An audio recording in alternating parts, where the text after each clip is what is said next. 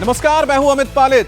प्रधानमंत्री मोदी के खिलाफ, बीजेपी सरकार के खिलाफ अब विपक्ष एक नया नैरेटिव गढ़ने लगा है। नैरेटिव है माइक बंद करने वाला। विपक्ष का आरोप है कि राहुल गांधी का माइक लोकसभा में बंद किया गया। कहा जा रहा है कि राहुल जब नीट पर अपनी बात रख रहे थे, उसी दौरान उनका माइक बंद कर दिया गया। अब विपक्ष आरोप लगा रहा है, पर राहुल गांधी के माइक बंद करने का सच क्या है, इसकी पूरी पॉलिटिकल इनसाइड स्टोरी हम आपको बता रहे हैं। लोकसभा में यहां राहुल गांधी बैठते हैं। ये कुर्सी लीडर ऑफ ऑपोजिशन की है। ठीक सामने प्रधानमंत्री नरेंद्र मोदी बैठते हैं। दोनों के बीच में दूरी 30 फीट की है, लेकिन ये दूरी पिछले 10 साल से कम नहीं हुई। अगले 5 साल के लिए और बढ़ गई। लेकिन राहुल गांधी की दिली ख्वाहिश है 24-25 में कुछ ऐसा हो जाए कि कुर्सी बदल जाए, सामने वाली कुर्सी उनकी हो जाए, लंबा इंतजार खत्म हो जाए।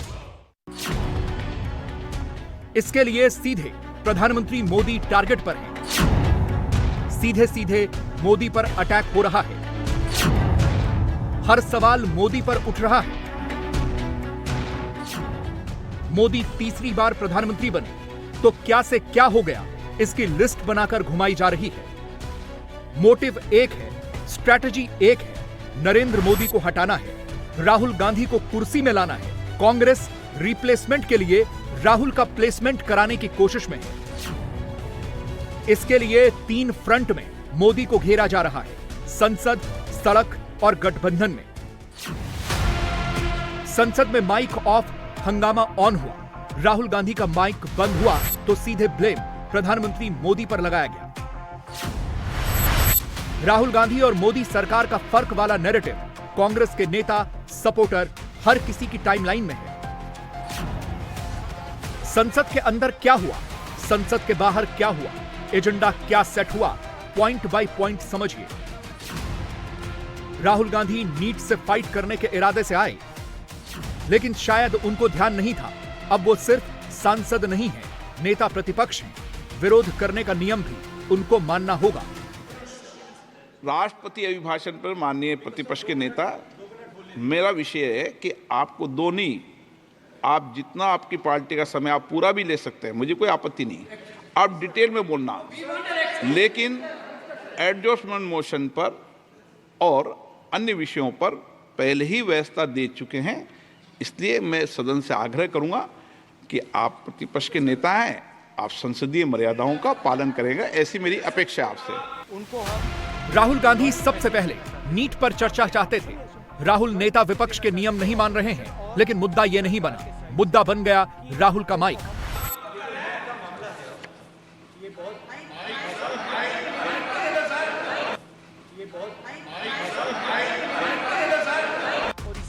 जैसे राहुल गांधी ने माइक बंद करने का आरोप लगाया, तुरंत स्पीकर ने उसका खंडन कर दिया। मैं बंद नहीं करता हूं, पूर्व में भी आपको व्यवस्था दी थी, यहां कोई बटन नहीं होता। लेकिन इसके बाद जो हुआ वो मौका राहुल ने जाने नहीं दिया। माइक मैं बंद नहीं करता हूं, पूर्व में भी आपको व्यवस्था दी थी, यहां कोई बटन नहीं होता। सर माइक तो दे दीजिए। मैं आपको पूर्व में बता चुका हूं कि आप विषय राष्ट्रपति अभिभाषण में रखें। अभी आपका नहीं सर, कोई हम रिकॉर्ड में नहीं जाएगा, इसलिए मेरा आग्रह है उनको, हिंदुस्तान के जो स्टूडेंट्स हैं उनको हम जॉइंट मैसेज देना चाहते थे। हाँ दें आप। सुनिए, जॉइंट मैसेज देना चाहते थे ऑपोजिशन और सरकार के साइड से कि इस मुद्दे को हम ज़रूरी मानते हैं, और इसीलिए हमने सोचा था कि आज स्टूडेंट्स की रिस्पेक्ट करने के लिए हम नीट पर डिस्कशन करें। ठीक है, आप डेडिकेटेड डिस्कशन। अब बात यह है कि 2 फोर्सेस हैं, एक तरफ नहीं माने, ओके। राहुल गांधी का माइक फिर बंद हो गया। बोलते बोलते ऑडियो डाउन हो गया और कांग्रेस का शोर तेज हो गया। आवाज सीधे नरेंद्र मोदी सरकार तक लगाई जाने लगी। राहुल गांधी को कुर्सी बदलने का मौका मिला तो उन्होंने अपने माइक से सीधे प्रधानमंत्री मोदी को 1-to-1 डिबेट का चैलेंज दिया। I tried to raise it in Parliament. Of course, as you saw, I wasn't allowed to speak. This is an issue that has affected 2 crore students. 70 times in 7 years, papers have been leaked. Also, the students want a resolution quickly. So the idea behind the discussion was that we get a resolution to this issue because crores and crores of people, their family members are in pain. They don't know what is going to happen in the future. And it's important that we give them clarity. It's unfortunate that the government didn't want this. It seemed to me that the direction was directly from the Prime Minister. It's sad that the Prime Minister of India, who in fact should be leading the discussion and should be telling us about his opinion and should be telling us about what he is going to do, simply doesn't want a debate. We are ready for a debate, we want a debate, and we don't want to fight with the government. We want to place our views on the table. Rahul Gandhi NEET का topic लेकर गए थे, mic बंद का मुद्दा अपने आप मिल गया। जो राहुल जी ने जो बात कही कि सब मिलकर इस पर एक दृष्टिकोण रखें, क्योंकि राष्ट्रीय हित का मुद्दा है, कोई राजनीति का मुद्दा नहीं है। लेकिन ये बात कहने पे भी के बावजूद उनके माइक को बंद किया गया। जब नेता विपक्ष के माइक को बंद किया जाएगा इतने अति महत्वपूर्ण विषय को, जिस रूप से वो राजनीति से भी ऊपर उठ के उठा रहे थे, तो मैं समझता हूं कि स्वाभाविक है कि विपक्ष में के सांसदों में इस बात पर रोष पनपा और हमने मांग करी कि इस पर डिस्कशन हो। आज भी हम सरकार से मांग करते हैं तुरंत इस पर डिस्कशन कराया जाए। जिस समय राहुल गांधी जी ने ये गुजारिश की कि आज के दिन सत्ता पक्ष और विपक्ष दोनों मिलकर देश के युवाओं को एक संदेश दें कि नीट के इस मुश्किल घड़ी में हम उनके साथ हैं, उसी समय सत्ता पक्ष ने उनकी माइक बंद करके बच्चों की आवाज को दबाने की कोशिश की। ऐसा ही राज्यसभा में हुआ, जहां मल्लिकार्जुन खड़गे का माइक बंद हो गया। जब लोग देश में परेशानी होती है, आज स्टूडेंट्स बहुत परेशान है। नीट का एग्जामिनेशन बार 7 साल में 70 बार पेपर लीक होता है। I do not तो expect क्या nothing है will go on 7 record. साल में Nothing will go on record. 70 I am not getting no. Leader of the opposition is expected to confine to the issue. Mallikarjun खड़गे का mic बंद हुआ तो राज्यसभा में जबरदस्त हंगामा मचा। खड़गे वेल तक पहुंच गए। जो सांसद पहली बार संसद पहुंचे हैं, वो ऐसा विरोध देखकर हैरान रह गए। लेकिन लगता है वो किसी की बात सुनने को तैयार ही नहीं है। एकदम हम लोग पहली बार आए तो हमें घबरा गए कि ऐसा क्या हो गया, इतना ज्यादा चिल्लाना चीखना। ऐसा लगा कि वो वहाँ बीच में आके जो है रेल क्या कहते हैं उसके उधर आके जो है वो ऐसा लगा अटैक करने वाले हैं। तो हम तो खैर हमारा तो पहली टाइम है, पर ये देख के काफी बुरा लगा कि उन्होंने किसी को भी बात नहीं करने दी।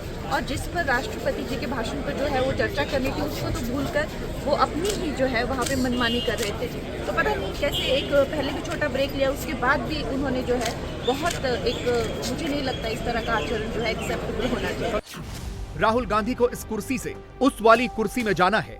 5 साल के अंदर कुर्सी बदलनी है।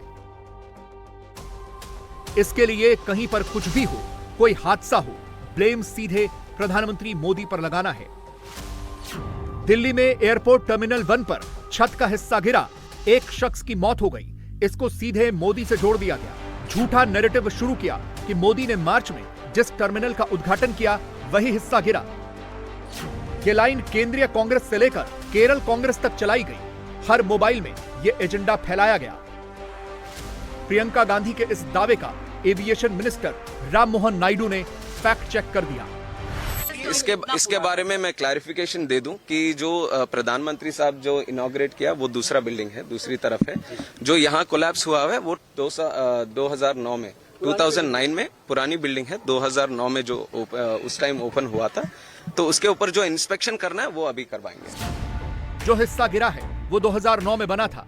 इसके मेंटेनेंस की जिम्मेदारी एयरपोर्ट अथॉरिटी की होती है। 15 साल तक क्यों मेंटेनेंस नहीं हुआ, इसकी जांच होगी।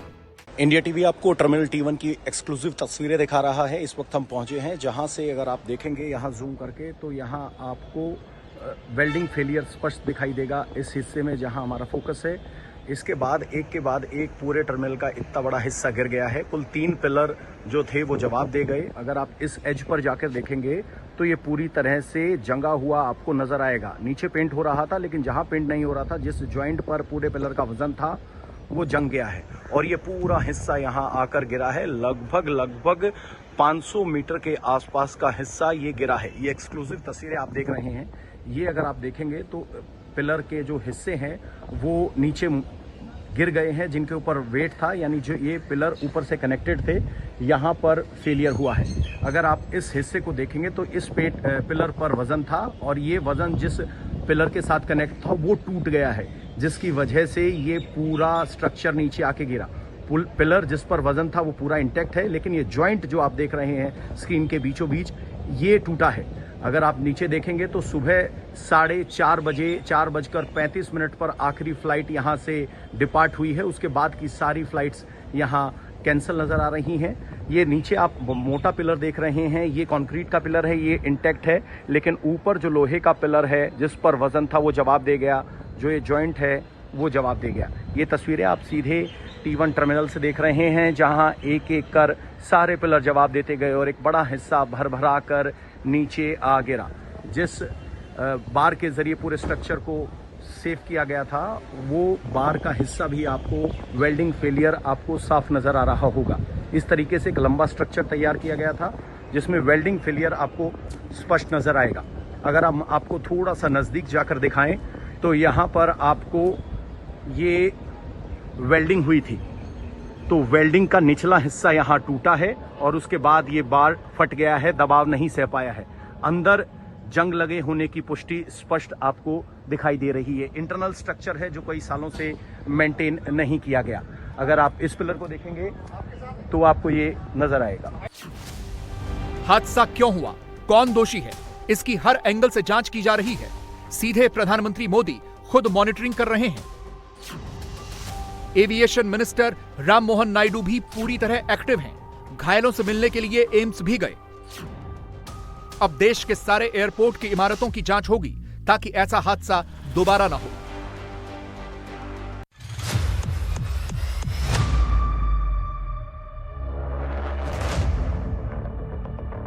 दिल्ली एयरपोर्ट में जो हुआ वो नहीं होना चाहिए था। हादसा इतना बड़ा है, टर्मिनल 1 से फ्लाइट टेक ऑफ और लैंडिंग दोनों बंद हैं। दिल्ली एयरपोर्ट में हुए हादसे से टर्मिनल 1 को पूरी तरीके से बंद कर दिया गया है। जो यात्री यहां से उड़ान भरने वाले थे उनकी उड़ान रद्द हो गई है। कुछ यात्रियों को इन्फॉर्मेशन देरी से मिली, वो टर्मिनल पहुंच चुके थे और इस समय परेशान दिल्ली एयरपोर्ट पे इंतजार कर रहे हैं आगे का। एक पैसेंजर हमारे साथ है जो अपने बच्चे के साथ इस समय दिल्ली एयरपोर्ट पे मौजूद है। मैम, आप कहाँ जा रहे थे? मैं कोलकाता जा रही थी। कितने बजे की फ्लाइट थी आप? 7 बजे की। 7 बजे की फ्लाइट थी। तो कब आपको पता चला कि हादसा हो चुका है? हादसा का तो धीरे धीरे पता चल रहा था कि कुछ तो हुआ है, पूरा क्लियर नहीं पता चल रहा था कि क्या हुआ है, लेकिन जब तक पता चला कि हाँ छत गिरी हुई है फिर, लेकिन इन लोगों ने मुझे 8 बजे बताया कि हमारी फ्लाइट कैंसिल हुई है। टर्मिनल 1 से 2 बजे तक जाने वाली सारी फ्लाइट कैंसिल हुई। टिकट के पूरे पैसे लौटाए जाएंगे। 2 बजे के बाद वाली फ्लाइट T2 और T3 से गई। मोदी सरकार के इंस्ट्रक्शन क्लियर हैं, जांच भी होगी, सुविधा भी दी जाएगी। जब मोदी के उद्घाटन वाली थ्योरी फेक साबित हो गई, कांग्रेस इंडी अलायंस की टाइमलाइन पर ही सवाल खड़े हो गए, तो इंडी अलायंस ने कुछ ऐसे पलटी मारी। अरे ये बात किसने क्या किया था, ये दुर्भाग्यपूर्ण है कि वो इसमें इंडल्ज कर रहे हैं। मंत्री की सबसे पहले जिम्मेदारी है कि जो एयरपोर्ट जिसको दिया हुआ है उससे जिम्मेदारी तय करें, उनसे पूछें कि इतना आपको पैसा दिया जाता है, पैसेंजर फीस, हमारी हर फ्लाइट की टिकट पे इतनी हैवी पैसेंजर फीस लगती है, उसके बारे में चर्चा करें। ये बचाव में गिर पड़े हैं, ये दुखदाई है। 2009 में भी बना था ना, तो ये 100 साल चलना था। ऐसा इंफ्रास्ट्रक्चर देश को चाहिए। देश को वो इंफ्रास्ट्रक्चर नहीं चाहिए जहां पे राजनीतिक ब्लेम गेम चले। मैं इसलिए बोल रही हूं, इंफ्रास्ट्रक्चर प्रोजेक्ट्स को जनता की सेफ्टी से जोड़कर रखना चाहिए, ना कि राजनीति से। इसलिए रिबन कटिंग बाद में, पहले पब्लिक सेफ्टी। इंडी अलायंस का जोश इतना हाई है, उन्होंने मोदी सरकार के जाने की भविष्यवाणी शुरू कर दी है। एक तरफ पेपर लीक हो रहा है, एक तरफ छत लीक हो रहा है दिल्ली में, एक तरफ एयरपोर्ट के छत टूट रहे हैं, मतलब सब कुछ लीक। और जब इंडिया गठबंधन सकारात्मक चर्चा के लिए आपसे आग्रह करता है तो आप सुनते नहीं है, तो ये गई दिन लद गया। आप गलतफहमी के शिकार मत रहिए। जब तक सकारात्मक सहयोग नहीं दीजिएगा तब तक कोई भी समझौता नहीं होगा। पप्पू यादव बिहार के पूर्णिया से जीतकर संसद पहुंचे हैं। बिहार के मुख्यमंत्री नीतीश कुमार भी दिल्ली आए हैं। नीतीश के दिल्ली आने से बिहार में क्या बदलेगा, इस पर सस्पेंस शुरू हो गया है। शनिवार को दिल्ली में 11 बजे जेडीयू राष्ट्रीय कार्यकारिणी की बैठक है। उससे पहले 10 बजे से राष्ट्रीय पदाधिकारियों की बैठक भी होगी। इस बैठक में नीतीश कुमार कोई बड़ा फैसला लेने वाले हैं। यह फैसला संजय झा को कार्यकारी राष्ट्रीय अध्यक्ष की जिम्मेदारी देने का हो सकता है। लेकिन नीतीश कुमार को लेकर नई नई अफवाह और थ्योरी शुरू हो चुकी है। नीतीश कुमार के दिल्ली आने से ठीक एक दिन पहले जेडीयू के सांसदों ने प्रधानमंत्री से मुलाकात की थी। बिहार में विकास और कोसी नदी को लेकर बात भी की। नीतीश कुमार और नरेंद्र मोदी एक साथ हैं। सरकार बनाने में नीतीश का रोल अहम है। यही बात इंडी को अच्छी नहीं लगती। राहुल गांधी जानते हैं आमने सामने की टक्कर में वो मोदी सरकार को झुका नहीं सकते हैं। चुनावों में भी फेक नैरेटिव खूब चलाया गया। अब 5 साल तक मोदी सरकार को कमजोर बनाने के लिए कई एक्सपेरिमेंट किए जाएंगे।